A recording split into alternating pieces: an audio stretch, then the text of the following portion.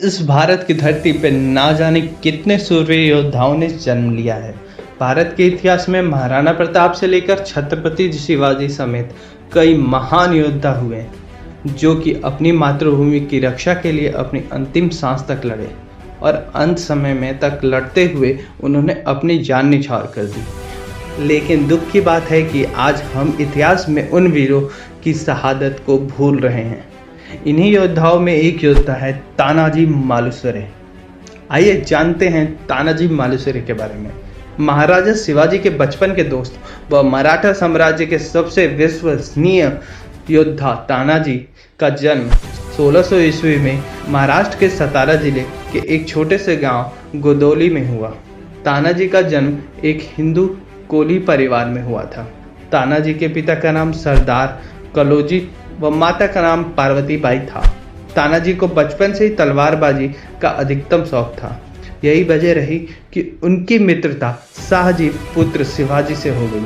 शिवाजी ने आगे चलकर अपने साम्राज्य में तानाजी की कुशलता को देखकर अपने सेना का सेनापति व मराठा साम्राज्य के मुख्य सूबेदार नियुक्त कर दिया। तानाजी और शिवाजी बचपन से ही एक दूसरे के बहुत अच्छी तरह से जानते थे और मित्र थे। तानाजी शिवाजी के साथ हर लड़ाई में शामिल होते थे। वे शिवाजी के साथ औरंगजेब से मिलने दिल्ली गए थे। तब औरंगजेब ने शिवाजी और तानाजी को कपट में बंदी बना लिया। तब शिवाजी और तानाजी ने एक योजना बनाई और मिठाई के पिटारे में छिपकर वहां से बाहर निकल आए। आइए जानते हैं कोठाना के किले के बारे में। एक बार शिवाजी महाराज की माताजी जीजाबाई लाल महल से कोठाना किले की ओर देख रही थीं। शिवाजी ने उनके मन की बात पूछी। इस पर माता जीजाबाई ने कहा कि इस किले पर लगा हरा झंडा हमारे मन को उद्विग्न कर रहा है। उसके दूसरे दिन शिवाजी महाराज ने अपने राजसभा में सभी सैनिकों को बुलाया और पूछा कि कोठाना किला जीतने के लिए कौन जाएगा। किसी भी अन्य सरदार और किलेदार को यह कार्य कर पाने का साहस नहीं हुआ, किंतु तानाजी ने चुनौती स्वीकार की और बोले, मैं जीत कर लाऊंगा कोठाना किला।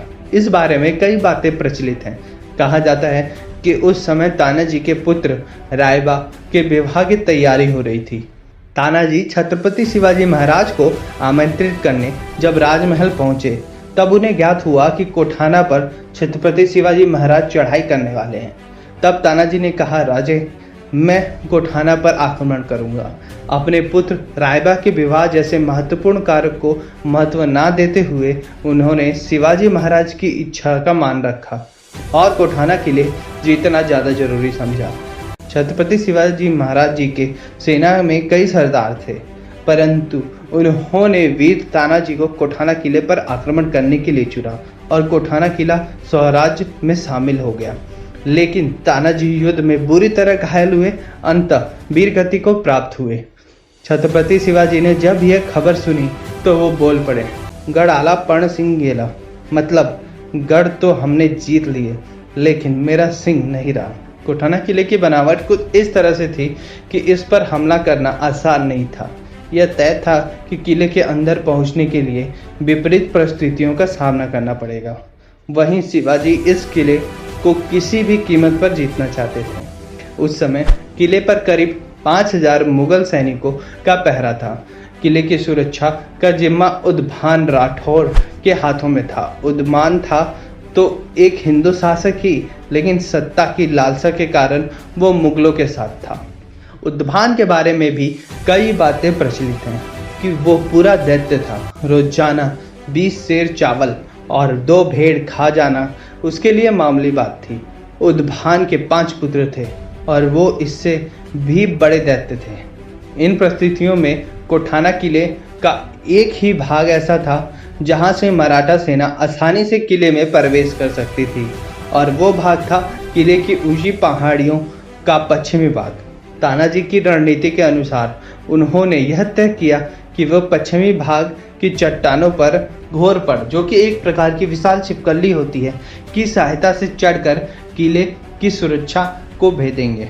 आइए हम बात करते हैं कोठाना किले के युद्ध के बारे में। अंततः कोठाना किले पर आक्रमण का दिन तय हुआ। वो 4 फरवरी 1670 की रात थी।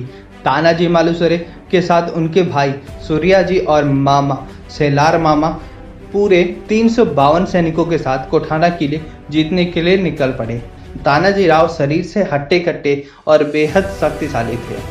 कोठाना का किला भी राजनीतिक दृष्टि से बहुत महत्वपूर्ण स्थान पर स्थित था और शिवाजी को इसे कब्जा करना बहुत महत्वपूर्ण था। कोठाना किले तक पहुंचने पर तानाजी और उनके 342 सैनिकों की टुकड़ी ने पश्चिमी भाग से किले के अंदर प्रवेश करने का निश्चय लिया। तानाजी के पास एक घोरपड़ यानी एक प्रकार की विशाल छिपकली नामक सरीसृप था। यह एक ऐसा जीव होता है जो कि अगर एक बार किसी पत्थर पर अपने पांव जमा दे तो चाहे उस पर कोई भी पुरुष का भार भी क्यों ना पड़े, वो अपनी जगह से तस से मस नहीं होता। तानाजी ने घोरपड़ में एक मोटी रस्सी बांधी और उसे किले के पश्चिमी बुर्ज पर फेंक दिया। उसकी मदद से खड़ी चट्टान को मापने का फैसला किया।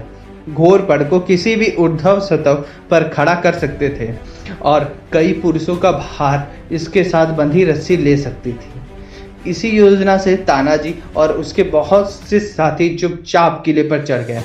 कोठाना का कल्याण दरवाजा खोलने के बाद उन्होंने मुगलों पर आक्रमण किया। कोठाना का किला उद्भान राठौर द्वारा नियंत्रित किया जाता था, जो राजकुमार जयसिंह प्रथम द्वारा नियुक्त किया गया था। उद्भान के नेतृत्व में 5000 मुगल सैनिकों के साथ तानाजी का भयंकर युद्ध हुआ। तानाजी एक बहादुर शेर की तरह लड़े और इस किले को अंत जीत लिया गया। लेकिन इस प्रक्रिया में तानाजी गंभीर रूप से घायल हो गए और युद्ध में वीर गति को प्राप्त हुए। कोठाना किले को उसके पास के क्षेत्र को मुगल के कब्जे से स्वतंत्र कराया गया। इस युद्ध के समय जब उनकी ढाल टूट गई तो तानाजी ने अपने सिर के फेंटे को अपने हाथ में बांधा और तलवार के बार अपने हाथों में लिए। एक हाथ से बिजली की तरह तेजी से तलवार चलाते रहे। एक हाथ कटने के बाद भी वे दूसरे हाथ से लड़ते रहे और उद्भान को मार डाला और कोठाना का किला जीतकर शिवाजी को दे दिया। दोस्तों, आप क्या जानते हैं इस महान पुरुष के बारे में? कमेंट सेक्शन में लिखना ना भूलें और वीडियो अच्छी लगी हो तो वीडियो को लाइक करके सब्सक्राइब कर दें चैनल को और बेल आइकन दबाना ना भूलें। Thank you.